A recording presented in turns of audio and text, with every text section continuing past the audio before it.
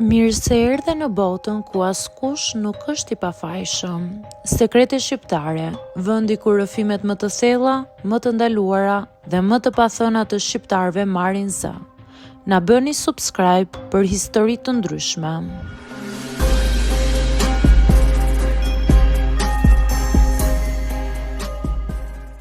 Burri im ka dhe gra të tjera, por unë jam e qetë.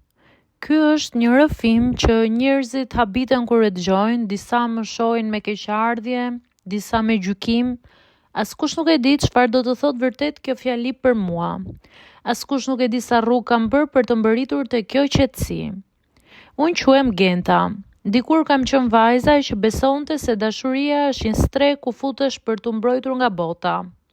Mendoja se martesa do të ishte fundi i pasigurive, fundi i frikës, fundi i pyetjeve pa përgjigje. Por jeta, si gjithmonë, më mësoi ndryshe.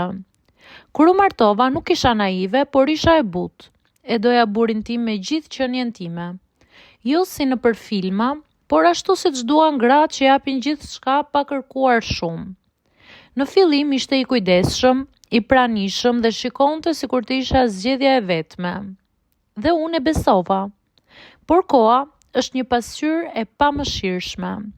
Fillova ta ndjej mungesën e tij edhe kur ishte pranë. Telefonin që e mbante gjithmonë të kthyer përmbys, heshtjet e gjata, daljet për punë që zgjateshin më shumë se ç'duhej. Nuk kisha prova, por zemra ime e dinte. Zemra e një gruaje gjithmonë e di. Kur e zbulova të vërtetën, nuk bërtita, nuk qava para tij, nuk bëra skena. Thjesht e ndjeva veten të zbrazët. Jo nga xhelozia, por nga zhgënjimi. Ai nuk ishte më burri që unë mendoja se ishte, por as nuk isha më unë gruaja që prisja të isha. Më pyetëm pse nuk u largova. E vërteta është se u largova, por jo fizikisht. U largova nga pritshmëritë, nga iluzionet, nga ideja se lumturia ime varej nga besnikëria e tij, dhe pikërisht aty filloi qetësia ime.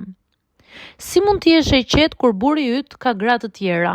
Më pyeti një shoqe me zë të ulët sikur po fliste për një mëkat. Nuk i dash përgjigje menjëherë sepse disa përgjigje kërkojnë kohë.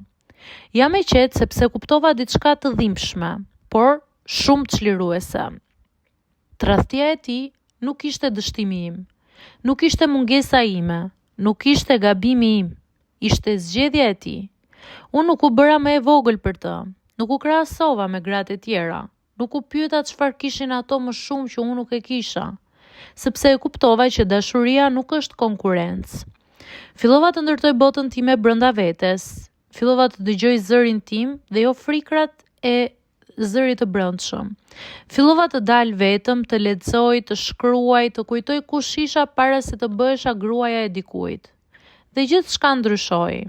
Ai e ndjeu. Burrat gjithmonë ndjejnë kur një grua nuk varet më emocionalisht, kur nuk pret, kur nuk lutet, kur nuk dridhet nga frika e humbjes. Por unë nuk po luaja loj, nuk po hakmeresha, thjesht po shërohesha. Nuk jam e qetë sepse më pëlqen situata, jam e qetë sepse e pranova realitetin pa e lejuar të më shkatroj. Qetësia ime nuk është dorëzim, është vetdije. Kam mësuar se ndonjëherë dashuria nuk largohet me zhurmë, por zbehet në eshtje. Dhe kur ndodh kjo, ke dy zgjedhje. Ose shkatrohesh duke u kapur pas asaj që nuk është më, ose rritesh duke pranuar atë që është. Unë zgjodha të rritem. Ndoshta një ditë do të largohem plotësisht, ose ndoshta jo.